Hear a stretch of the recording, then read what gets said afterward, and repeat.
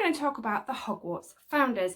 I really enjoyed researching for this video. I did find a couple of interesting facts and things that I can talk to you about in this, and I'm hoping that you guys learn from some of these things too. I wanted to talk about the Hogwarts Founders because obviously not a lot is really said about them, and I do think they should bring out a film or series, something about the Hogwarts Founders so we can understand them a little bit more. Obviously there are things we do know, which we will talk about there, but there are things that we don't know. Some of them I am also going to talk about that you may not know as well. But when I was researching, there is all sorts I could have researched, and if I did for this video would probably be, I don't even know how long this video is going to be at this very moment, but it could have been massively longer. But there is so much we could look at about the Hogwarts Founders, their backstories, their families and all this, and I do think they should bring out some sort of film or series so we understand them a bit more, where they come from, how they met each other, you know,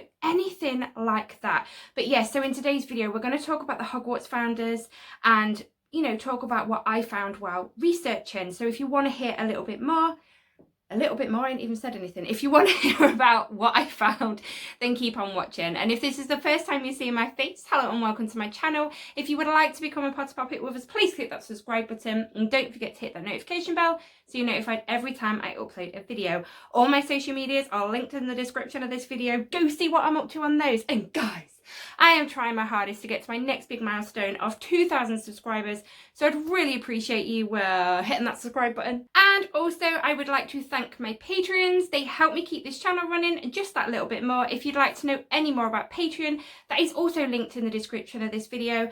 Go check it out. If you think it's for you, then come join us. Okay, so the first thing we're going to talk about is Helga Hufflepuff. As we all know, she is a Welsh witch, and of course one of the Hogwarts Founders. Whilst the other Hogwarts Founders chose to have students with specialities, she didn't really have a preference. But Hufflepuff students are known for their hardworking and loyal. Halger Hufflepuff specialised in really good food-related charms, and she created the big feasts for Hogwarts in the kitchens. Now, we saw those feasts and read about them feasts in, obviously, the series, the Harry Potter series, but it was all down to Helga Hufflepuff. Even after she was long gone, the recipes were all there. So yeah, she is the massive reason that there are so many lovely feasts in Hogwarts that the students and staff all eat in the Great Hall, and she did it so that everybody could eat together and spend some time together, which is very lovely. Okay, I didn't know about this or really think about this, but there is a lot of speculation from Harry Potter fans that Helga Hufflepuff was the creator of the Room of Requirements.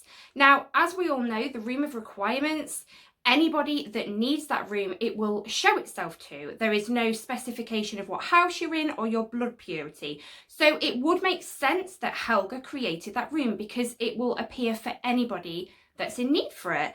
But there unfortunately is no evidence from the Harry Potter universe that this is true. It is just speculation, but it does make sense. Let me know what you think in the comments. The next person we're going to quickly talk about before we get on to the things that you might not know and some of the things that I found interesting, even talking about some of the people, like for instance, I didn't know Helga was very talented, the talent she had for food related charms. I didn't know this, so that was an interesting fact. So let me know, yeah, if you didn't know that.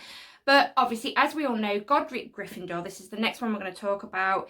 He was an English wizard and one of the 4 founders. Courage, determination and strength of heart is what we know Gryffindors. And indeed, he chose his students for his house with bravery and daring.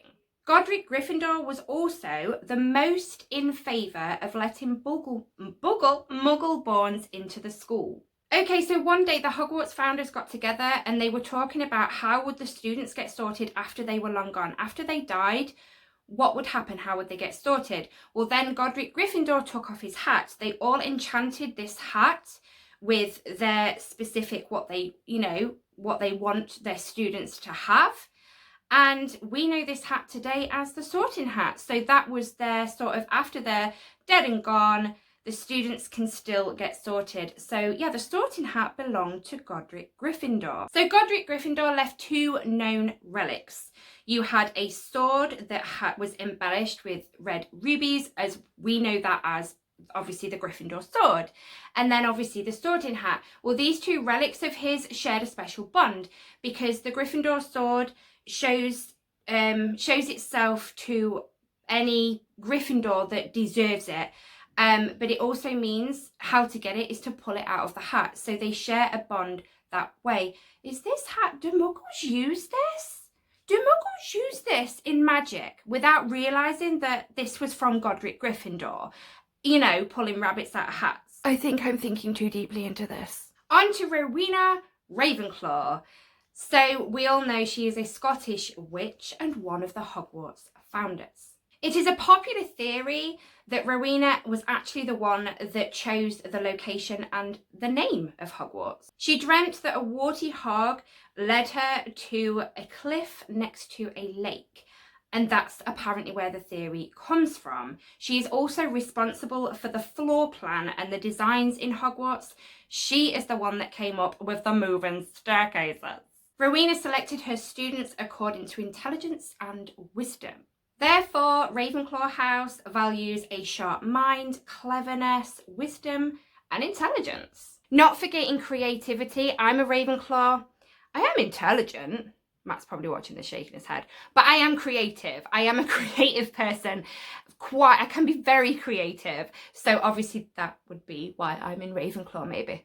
At some point, Rowena bore a daughter called Helena Ravenclaw. Rowena taught her own daughter in Hogwarts. Rowena owned a diadem that was said to grant wisdom to the wearer, and we know this diadem as the Ravenclaw diadem. Helena, Rowena's daughter, grew jealous of her mother's wisdom with this diadem, and when Helena graduated from Hogwarts, she stole it and ran away with it and hid it in Albania. Rowena was that ashamed she never talked about this to anybody, not even the Hogwarts Founders.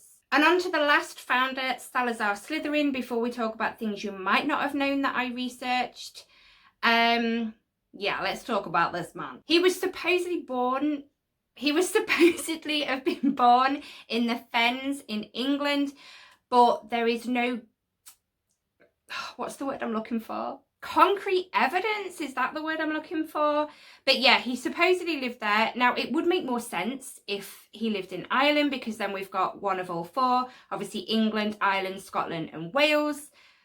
But no, apparently, supposedly, it was the Fens. He was known as one of the greatest wizards of age, and he had very big talent in legilimens, and he also obviously was a Parselmouth along with his family. Salazar Slytherin didn't trust Muggle-born students, so therefore he proposed that they weren't allowed in Hogwarts. He selected his students based on blood purity, cunning, and ambition. When proposing to the other 3 Hogwarts founders that Muggle-born shouldn't be allowed into the school, the other 3 founders turned their back on it, disagreeing completely with the idea. In response to this, Salazar Slytherin left the school, just left, and he was never seen again, and he never returned. I should have said that the other way around. He never returned and he was never seen again. But what the other 3 founders didn't know, that while Salazar Slytherin was there, he created a chamber of secrets that concealed a basilisk. And obviously, long gone, he knew that one day this chamber of secrets was going to be opened, letting the basilisk free, purging the school of Muggleborns. What a guy! Salazar Slytherin owned a locket that became a family heirloom of his last known line of descendants, the Gaunts. Merope Gaunt sold the locket to Caractacus Burke. It was then brought up by Hepzibah Smith, I think that's how I've said the name right, and then subsequently stolen by Tom Riddle. That locket did a bit of travelling. But as we all know, Tom Riddle then later on turned that Slytherin locket into a Horcrux and hid it in a cave on a beach that he used to visit in his youth. So there we have it. We spoke about the Hogwarts Founders. There were some little bits of things that I knew of but didn't know the whole story of. So I hope you've learned something new from there. But I do have a bit of a list in front of me of things that you might not have known, because some of these things I didn't know. But yeah, let's talk about it. So the Sorting Hat thought it was wrong of the founders to want to divide the students. Salazar Slytherin intended in using the Chamber of Secrets as a classroom, but naturally went against the idea and turned it into a room of death. Godric Gryffindor actually used the Gryffindor sword against Muggles. That shocked me. I didn't actually know that, and that really shocked me. Please somebody tell me in the comments that that one isn't true, because I was like, my goodness. Salazar Slytherin's descendants were actually the ones that found the American wizarding school, Ilvermorny. Helga Hufflepuff was the one that brought the house elves to Hogwarts to work in the kitchens. You might think, oh my gosh, has she got the house elves to work? You know, spew and all that, SPW. But no, she did it because obviously there was a lot of abuse towards house elves, because it was quite a lot of, well, look at Malfoy's, they had little Dobby over there, and they did mistreat him. At least let's put it this way, we know that the elves like to work. It's what they do, and they don't get paid for it. But working at Hogwarts in the kitchens, they were given a home, a nice home where they were treated nicely. They would have ate well, drank well, and well, we all know what Winky did.